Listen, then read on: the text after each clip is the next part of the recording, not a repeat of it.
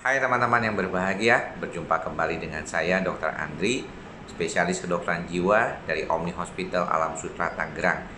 Di kesempatan kali ini, kebetulan karena pagi ini saya mendapatkan pasien-pasien yang mengalami gejala-gejala gangguan keseimbangan dan telinga berdenging atau tinnitus.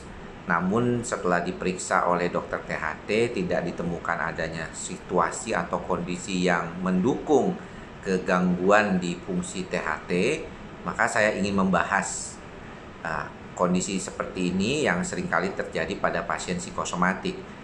Dan satu lagi yang perlu diperhatikan adalah di salah satu video saya yang berisi 10 gejala keluhan psikosomatik, memang gejala keluhan telinga berdenging dan juga vertigo-like syndrome itu salah satu yang sering dibahas.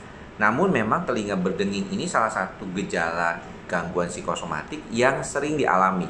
Bahkan kalau di tahun 2013 waktu penelitian survei itu dilakukan pada 1.400 orang, itu di urutan ke-10 dan naik ke urutan 8 pada tahun 2019 ketika jumlah respondennya sudah lebih dari 19.000 orang. Jadi kalau kita melihat di dalam praktek, ternyata keluhan telinga berdenging itu sangat banyak dialami oleh pasien-pasien yang mengalami gejala kecemasan psikosomatik. Nah, kalau mengapanya terjadi itu sebenarnya dikaitkan dengan situasi, kondisi di sistem saraf pusatnya. Waktu tahun 2019 lalu, pada bulan Maret saya ke Rotterdam, di mana saya mengikuti kursus terkait dengan gangguan vestibular pada kondisi psikosomatik. Memang dikatakan oleh salah satu pembicara dari dokter THT di sana, di Belanda, dikatakan problem yang berkaitan dengan kondisi keseimbangan atau tinnitus yang berkaitan dengan bunyi berdenging itu sebenarnya memang sudah menjadi dasar gejala orang tersebut dulu. Jadi memang sebenarnya orang itu mungkin memang sudah punya bakat untuk mengalami gejala-gejala seperti vertigo-like syndrome atau seperti tidak seimbang, bergoyang, seperti both feeling ya istilahnya, itu seperti kayak mau jatuh, mau kayaknya nggak seimbang itu, atau gejala tinnitusnya. Jadi mungkin dia memang sudah punya gejala tinnitusnya itu dulu, tetapi mungkin tidak terlalu dirasakan. Nah, ketika terjadi kecemasan yang dominan, ya bisa terjadi karena kondisi COVID seperti sekarang ini, atau karena kondisi keseharian yang membuat orang itu mengalami cemas, timbul gejala tersebut dan bertahan. Nah, biasanya mungkin di dalam perbaikannya sebenarnya kan diberikanlah obat-obat untuk menyeimbangkan. Kemudian juga ada vitamin otak ya, seperti kayak ginkgo biloba, vitamin B12, metikobalamin. Itu sering kali diberikan tuh ya, mereknya tuh bisa Tebokan, seperti itu juga banyak. Dan ternyata hasilnya tidak terlalu signifikan berubah ya.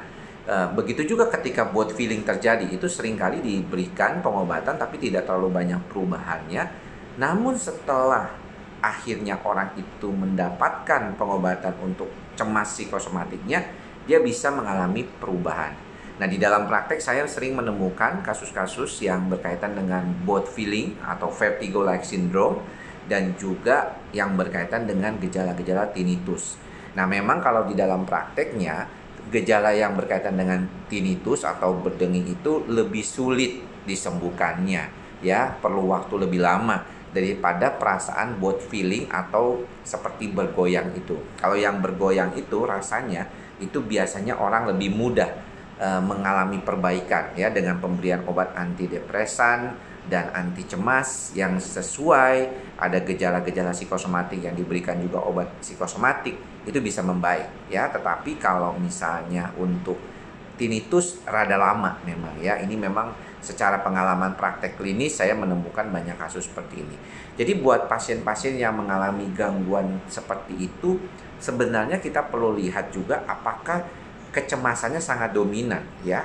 Karena memang seperti yang tadi dokter itu bilang waktu saya kursus di Belanda itu, dikatakan sebenarnya memang dia sudah ada dulu. Jadi gejala vertigo-like syndrome-nya memang sudah pernah ada, cuma mungkin dia tidak terlalu merasakan atau gejala tinnitusnya mungkin ada dulunya tapi dia tidak terlalu merasakan, paling nging sedikit gitu ya.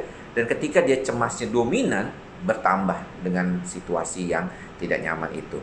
Jadi buat Bapak Ibu yang mengalami gejala-gejala seperti itu, coba lihat kembali apakah memang mengalami kecemasan. Kalau memang mengalami kecemasan yang dominan, maka perbaiki gejala kecemasannya agar gejala-gejala seperti both feeling atau vertigo-like syndrome dan juga gejala seperti rasanya tinnitus itu bisa membantu perubahan di dalam pikiran dan perasaan Bapak, dan nyamannya akan terjadi juga perubahan di dalam kedepannya supaya lebih nyaman lagi menghadapi situasi kehidupan ini.